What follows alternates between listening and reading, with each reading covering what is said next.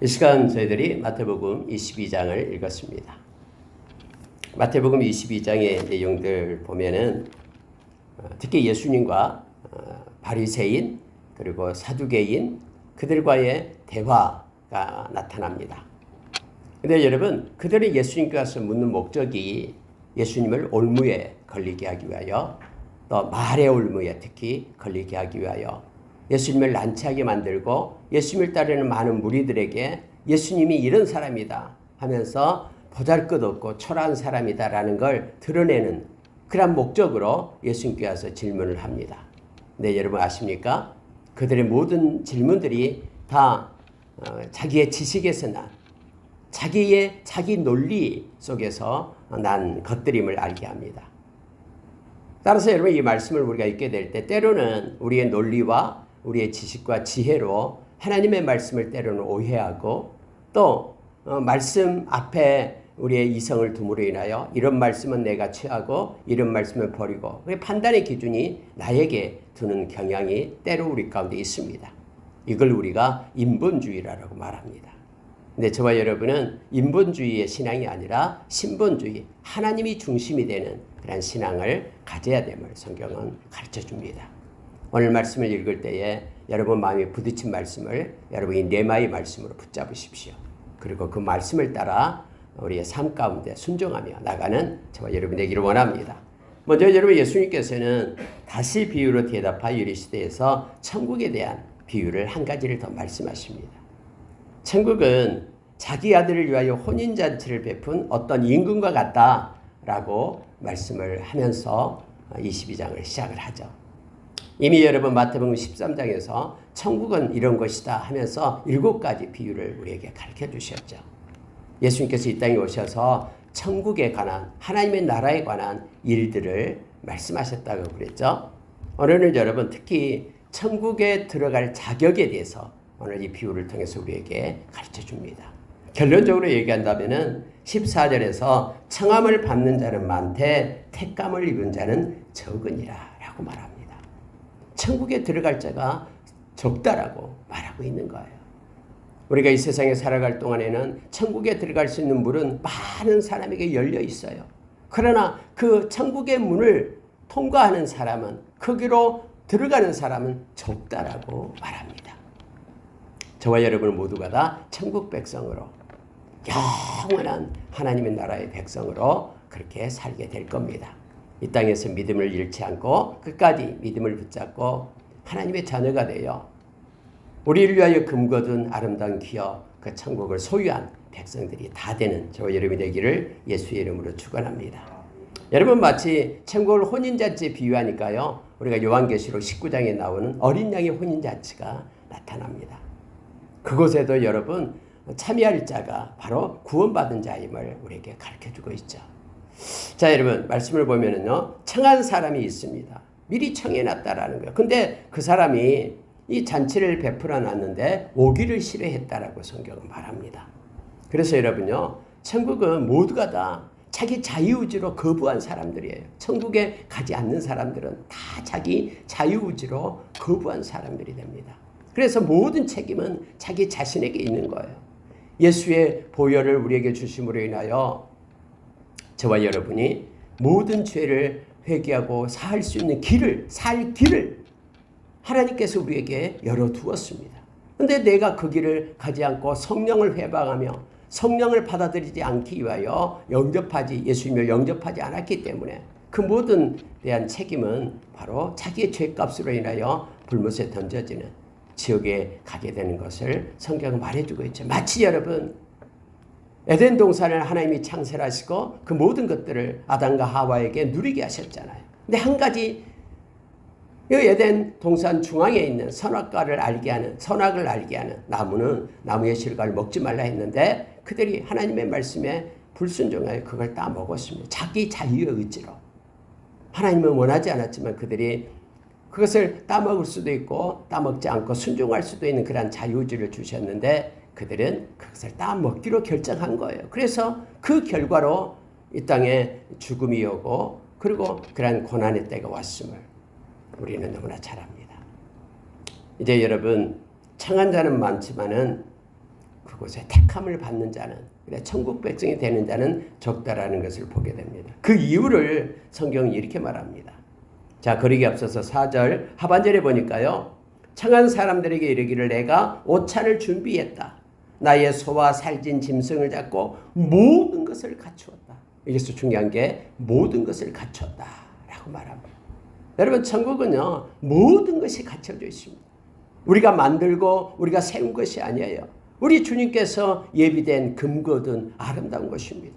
요한복음 14장에서 그래서 우리 주님은 내가 너희의 처소를 예비하러 간다. 그곳에 처소가 예비되면 내가 와서 나 있는 곳에 너희도 있게 하리라. 주님께서는 그렇게 우리에게 말씀하셨습니다. 근데 그들이 거부한 이유가요, 자기입니다. 여러분, 오늘 말씀의 22장의 중심은 자기의 것에 중심이 있습니다. 한번 보십시오.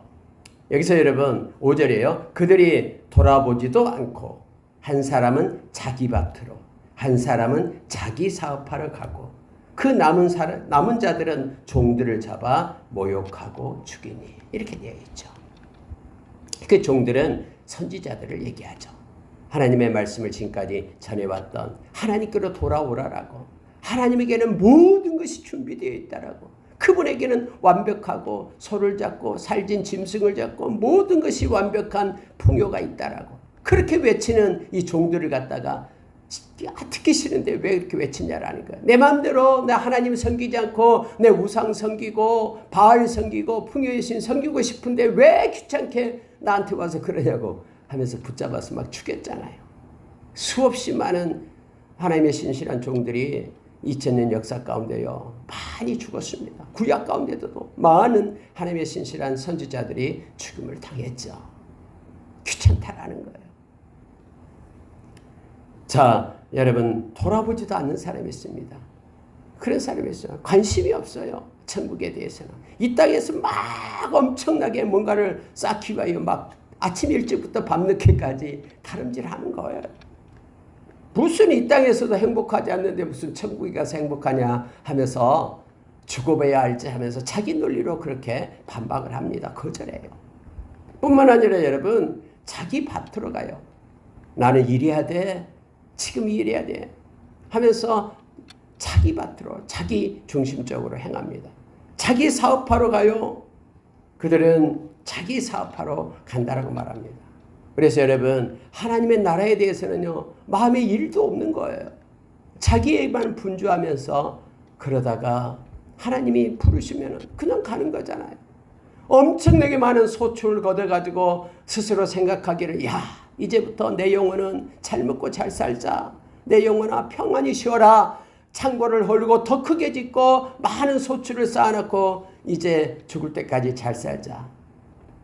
그럴 때 그날 밤 하나님께서 어리석은 자야, 내가 너희의 영혼을 오늘 밤 취하겠다. 그럼 네가 쌓아놓은 모든 것이 누구 것이 되겠느냐 하면서 우리 주님께서는 비유로 말씀하셨죠.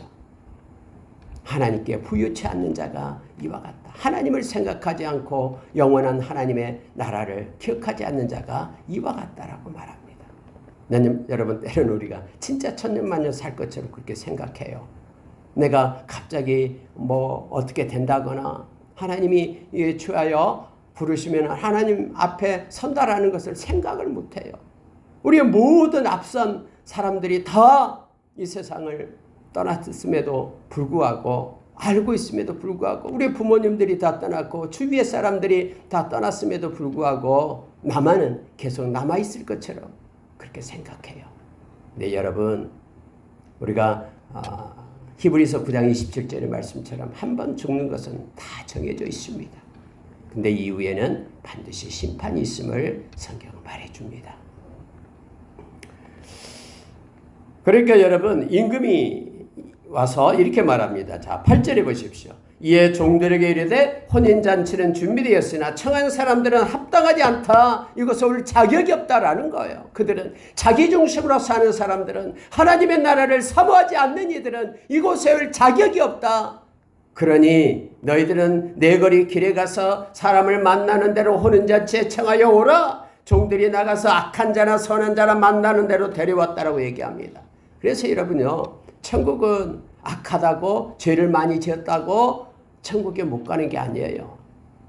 회개하지 못하는 자, 천국을 사랑하지 못하는 자가 못 가는 거예요. 내가 어떤 죄를 지었어도 내가 회개하고 돌아오면 악한 자든 선한 자든 예수 그리스도의 보혈이 믿고 그의 두루마기를 빠는 자들은 거룩한 성, 그 천국에 들어가기에 합당한 자가 됨을 알게 합니다. 여러분, 혼인잔치에 손님이 가득했다라고 말합니다. 근데 놀라운 반전이 일어납니다. 자, 11절 보시기 바랍니다. 임금이 손님들을 보러 들어올세. 이제 천국 잔치가 베푸니까는 이렇게 호스트가 이제 오잖아요. 뭔가 막 그 만찬을 베풀고 또 파티를 열면 이제 파티장이 나와서 이렇게 환영을 하잖아요. 아, 고맙습니다라고 그 호스트가 나와요. 이게 임금이에요. 임금이 혼인잔치 자리에 딱 옵니다. 와서요. 둘러봅니다. 근데 거기에 예복을 입지 않는 한 사람이 있다라고 말합니다. 예복을 입지 않는 한 사람이 있어요. 다 다른 사람은 거기에 합당한 예복을 입고 있는데 예복을 입지 않는 한 사람이 있다라고 말해요. 그래서 친구요, 어찌하여 예복을 입지 않고 여기 들어왔느냐 하니 아무 말도 못하고는 이렇게 됐습니다.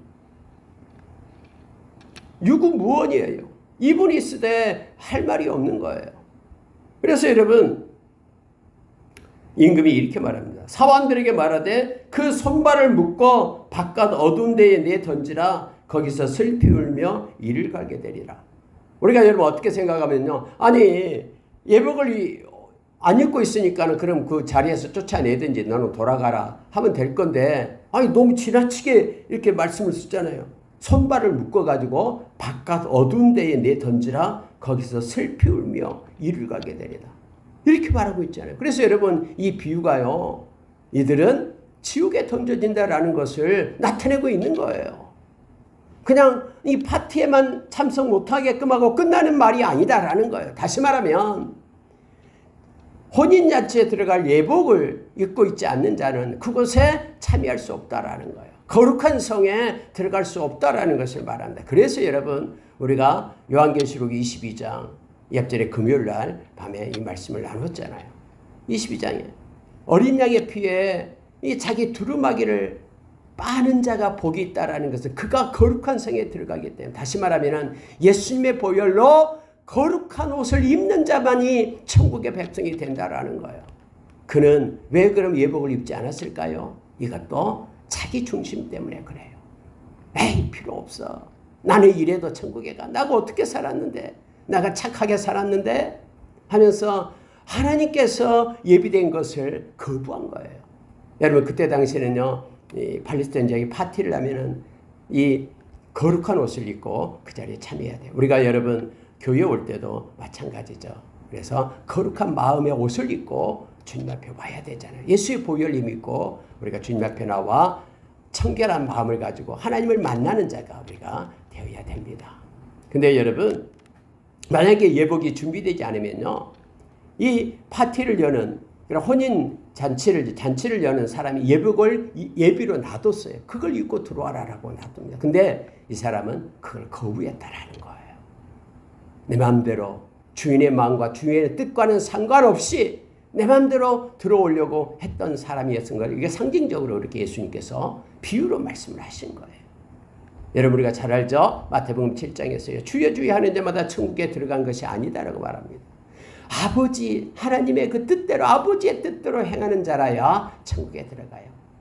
예복을 입고 이곳에서 자기 아들의 혼인잔치, 그 잔치에 들어올 사람, 예복을 입고 오는 것이 아버지의 뜻이에요. 이 예복 때문에 당신의 아들을 십자가에 놓고 보혈을 흘리게 한 거거든요.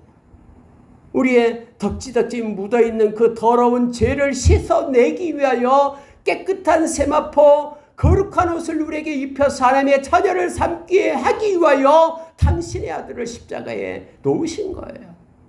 그래서 우리로 하여금 아버지께로 이르게 되는, 이 혼인잔치에 이르게 되는 그런 살 길을 우리에게 내었다라고 히브리서 10장 19절 20절에서 우리에게 가르쳐 주는 것입니다.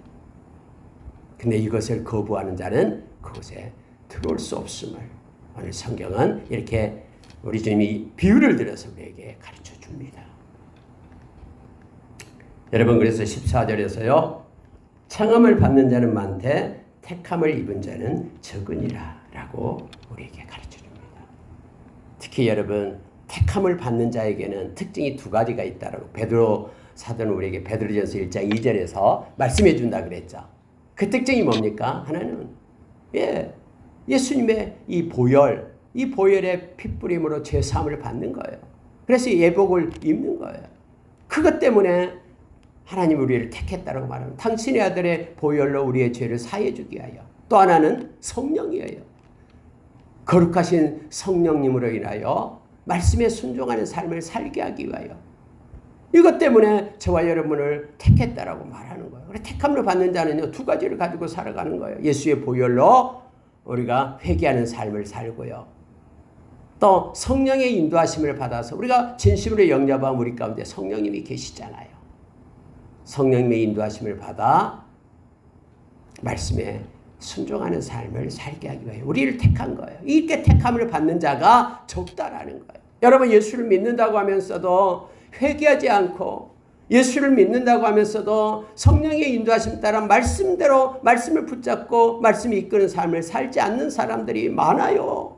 청함을 받았지만 택함을 입은 자가 적다라는 것을 말하고 있습니다. 대충 우리가 예수 믿고 대충 한쪽은 세상 한쪽은 우리가 말씀을 붙들고 살고 이걸 하나님은 원하지 않아요. 100%의 온전한 하나님의 자녀를 하나님은 원하신다라는 걸 기억하기를 원합니다. 신앙은 그래서요 타협이 없습니다. 신앙은 그래서 배타적입니다. 예수 아니면 우리는 살아갈 수가 없고 예수 아니면 천하인간의 구원을 받을 만한 다른 이름을 우리에게 준 적이 없어요. 우리가 늘 100%의 마음을 가지고 온전함을 가지고 예수를 믿는 하나님의 백성으로 사는 저와 여러분 되기를 예수의 이름으로 축원합니다. 여러분 이제 바리새인이 예수님께 말의 올무를 걸리게 할까 상의했다라고.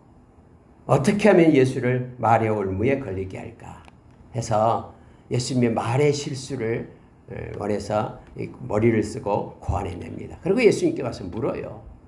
바리새인. 뭘 묻냐면은 그날에 헤롯 당원들과 함께했다. 여러분 헤롯 당원들 그러면 헤롯파를 얘기하죠. 여러분 원래 바리새인하고 헤롯 당원들하고는요 완전히 반대, 서로 극과 극인 사람들이에요. 바리새인들은 이스라엘의 독립을 위해서 막 원하는 독립 투사들이잖아요. 로마에서 속국에서부터 벗어나게 하기 위하여. 헤롯 당원들은 로마에 빌붙어 가지고 그렇게 권세를 누리면서 살아가는 사람들이잖아요. 근데 여러분 아십니까? 이런 사람들이라도요 예수 그리스도를 대항할 때는 서로 짝짝꿍을 하는 거예요. 오늘날 세계도 마찬가지예요. 앞으로도 여러분 여러 종교가 있지만은요 서로 막 대항하여 싸우다가도 예수 믿는 사람들을 이렇게 핍박할 때는 서로 그렇게 짝짝이 돼가지고요 막 밀어내요. 예수 믿는 사람들을 핍박해요. 그런 때가 오게 될 겁니다. 그러나 걱정하지 마십시오. 우리를 보호하시는 하나님이 계십니다. 당신의 백성을 책임집니다. 여러분 여기서 와서요 이제 헤롯 당원들과 함께 딱 왔어요. 왠지 알아요? 함정에 빠뜨리기 위하여. 그래서 이 질문을 합니다. 자, 막 달콤한 말을 해요. 원래 특징이 그렇잖아요. 당신은 참되십니다. 당신은 진리로 하나님의 도를 가르치십니다. 당신은 아무도 꺼리끼는 일이 없으십니다. 당신은 사람을 외모로 취하지 않습니다. 물론 맞는 말이에요. 근데 여러분 이 맞는 말을 하면서도 마음에 없이 그렇게 하는 것이죠. 미리 이렇게 포진을 하는 겁니다. 왜요? 예수님은 거짓말하지 않고 이제는 말에 올무를 걸어서 말의 책을 잡기 위하여 그렇게 한다라는 거예요. 그러면서 이제 가이사에게 우리에게 말하소서 가이사에게 세금을 바치는 것이 옳습니까? 라고 묻는 거예요. 여러분 가이사는 그때 로마 황제죠. 로마 황제에게 세금을 바치는 것이 옳습니까? 라고 묻는 거예요. 그럼 여러분 그래 옳다 바쳐라 그러면은 많은 대부분의 사람들이 로마를 싫어하거든요. 로마에게 세금 내는 것을 싫어하고 로마로부터 독립받기를 원하거든요. 이들이 대부분의 백성들의 마음이에요. 그럼 예수님을 따랐던 백성들이 예수님을 갖다가 몰아세울 것 아니에요. 매국노 하면서 헤롯 당원과 똑같네 라고 하면서 그를 갖다 떠날 거 아니에요. 그럼 만약에 가이사에게 세금을 바치지 마라 그러면 이건 실정법 위반이에요. 헤롯 당원들이 와 있기 때문에 법을 어겼네? 그러면 감옥에 그를 끌고 갈 거 아니에요. 그래서 여러분 두 명이 같이 온 거예요. 바리새인하고 헤롯 당원이요. 근데 예수님께서는 어떻게 말씀하십니까? 너희들이 가지고 있는 돈을 내보이라 하면서 그 돈에는요 데나리온 돈이죠. 이 가이사의 흉상이 이렇게 딱 박혀 있는 것이죠. 누구의 형상이 있느냐 하니까 가이사의 형상입니다. 그러면 이렇게 말하면 가이사의 것은 가이사에게 바치고 하나님의 것은 하나님께 바치라. 이 말씀을 하는 거예요. 그래서 여러분 가이사의 것도 인정하고 하나님의 것도 인정하는 예수님께서 그 우문 명답을 예수님께서 하고 계심을 보게 됩니다.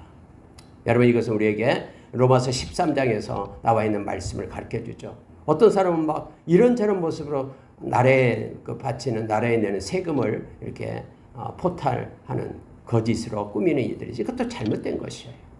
모든 권세는 하나님으로부터 나온다 그랬죠. 그러나 만약에 그 권세가 하나님의 말씀을 거역하고 그렇게 될 때는 우리는 당연히 하나님의 말씀을 따라야 되죠. 이게 여러분 베드로 사도가 우리에게 사도행전 4장 19절에서 가르쳐 준 거예요. 하나님 앞에서 너희 말 듣는 것과 하나님 말씀 듣는 것 어느 것이 옳은가 판단하라. 우리는 하나님의 말씀을 듣겠다. 그래서 우리가 크리스천이 이 세상을 살아갈 동안에요. 이 말씀을 우리가 붙잡아야 됩니다. 만약에 세상에 왕이나 또 세상의 권세자가 막 강요를 해요. 근데 이게 하나님의 말씀하고는 달라요. 하나님 말씀은 이걸 원하는데 세상은 압박하면서 권세자는 그걸 행하라 할 때 우리는 단호하게 목숨 걸고 그걸 거부해야 됩니다. 하나님의 말씀을 따라서 살아야 돼요. 그렇지 않다 그러면은 세상에 있는 우리가 살고 있는 이 법도 우리가 지키며 행해야 됨을 알게 합니다. 할 말이 없는 거예요, 그들이요. 그 다음에 여러분, 부활이 없다는 사두개인들이 또 예수님께 나옵니다. 이 사두개인들은요, 부활이 없다라고 생각했어요. 이 세상으로 내가 살면 끝나지. 이 세상으로 잘 먹고 잘 사는 거, 부자로 사는 것이 하나님의 복이지. 무슨 부활이 있냐라고 생각한 거예요. 참 이상하죠. 왜 제사장들 그들이 이 사두개인들이거든요. 사두개파들이에요. 근데 왜 그들이 이런 생각을 했을까? 여러분 우리가 구약에는 그렇게 천국에 대한 그러한 내용들이 그렇게 발달되어 있지 않습니다. 물론 있어요. 음부가 있고 또 다윗도 역시 하나님께서 자기를 구원해 주실 거라고 고백하는 게 있고 그래요. 근데 이 하나님의 나라는 비밀이었어요. 예수님이 오심으로 인하여 회개하라 천국이 가까이 왔느니라라고 외침으로 인하여 이 땅에 하나님의 나라가 도래한 거예요. 이미 저와 여러분의 마음속에 있는 이 하나님의 나라. 근데 여러분 부활이 없다라고 하는 사두개인들은요 또 역시 자기 논리에 빠진 거예요. 자기 생각에. 그래가지고 예수님한테 와서 이렇게 말합니다. 예수님 질문이 있습니다. 하면서 계대 혼인법을 계대 결혼을 가지고 나온 거예요. 그때 당시는 여러분 이렇게 이 법이 있어요. 모세의 법에도 있습니다. 여러 형제가 있는데 이렇게 마지가 결혼을 했는데 자식이 없이 마지가 죽어버려요. 그러면은 이 마지의 그러한 대를 잇기 위하여 이처럼 계대 결혼이라는 것이 있었습니다. 그리고 그 둘째 아들이 결혼해가지고 첫 번째 난 아들이 바로 이 형수가 이제 난 그 아들이 되겠죠. 그 아들이 형의 아들로서 형의 그런 기업을 물으게끔 이어가게끔 그렇게 했어요. 그때 당시에는 이 기업이 중요하잖아요. 그리고 그 형에게 물려준 토지는 계속해서 상속되잖아요. 그래서 계대 결혼법이 있었는데 이걸 들고 나온 거예요. 그러면서 7명의 남자가 있었는데 다 죽었다. 또 이 여자는 다 그러면 결혼했다. 그럼 만약에 천국이 있다라고 가정하면 아니 천국에서 그럼 이 여자가 누구의 부인이 되겠습니까? 7명하고 결혼했는데 누구의 부인이 되겠습니까? 라고 질문을 한 거예요. 그들 스스로는 야 정말로 멋진 논리적인 질문이다라고 생각했던 거죠. 그래서 예수님 붙잡고 또 함정에 빠지기 위하여 그렇게 합니다. 여러분 세상은 이처럼 다 자기 논리, 자기 주장 그렇게 그걸 앞세워서 이성을 앞세워서 예수님께 이렇게 질문하고 그것 때문에 불평하고 원망하지만 자기가 맞다라고 말하지만 예수님이 이 질문을 받고 이렇게 말씀을 하십니다. 자, 29절. 예수께서 대답하여 이르시되 너희가 성경도 하나님의 능력도 알지 못하는 거로 오해하였다. 오해다라는 거예요. 너희들이 이게 맞다라고 논리적으로 주장하고 있지만 그 모든 것들이 성경에 맞지도 않고 또 그것들이 하나님의 능력 그것도 생각하지 않았기 때문에 너희들이 오해했다라고 말합니다. 부활 때에는 장가도 가지 않고 시집도 가지 않고 하늘에 있는 천사들과 같이 된다. 부활체를 입어가지고 영원히 사는 이들이기 때문에 결혼하고 뭐 아기를 낳고 이런 게 천국에서는 없다라는 거예요. 여러분 이렇게 우리가 이 말씀 고린도전서 15장에 보면은 이제 천국에 대한 내용들이 쭉 부활장에 대한 천국에 대한 내용들이 쭉 기록해 있습니다. 거기는 완성체예요. 그래서 여러분 뭔가 잘하고 다시 태어나고 이게 없어요. 그래서 한번 우리가 구원받고 부활하게 되면 영원히 죽지 않고 계속해서 이어지는 것이 바로 하나님의 나라임을 알게 합니다. 하나님의 나라는 이 땅에서 생각하는 것과는 완전히 다릅니다. 천사들처럼 영원히. 그러면은 뭐 세상에는 천국에는 무슨 재미가 있겠습니까? 여러분 걱정하지 마십시오. 이 땅에서 누리는 그 어떤 것보다도 천국은 엄청난 기쁨과 평안으로 가득한 곳이 그곳입니다. 모두가 다 완성체로 존중하며 서로 사랑하며 살아가는 이 땅에서의 어떤 뭐 부부보다도 어떤 것보다도 더 아름답고 행복한 곳이 천국임을 성경은 말하고 있습니다. 자, 여러분 부활을 논할진데 32절을 보시기 바랍니다. 나는 아브라함의 하나님이요 이삭의 하나님이요 야곱의 하나님이로라 하신 것을 읽어보지 못하였느냐. 하나님은 죽은 자의 하나님이 아니요 살아있는 자의 하나님이시니라 하시니. 그리고 여러분 우리가 누가복음 20장 38절에는요 하나님에게는 모든 것이 하나님 앞에 모든 사람이 살아있다라고 말합니다.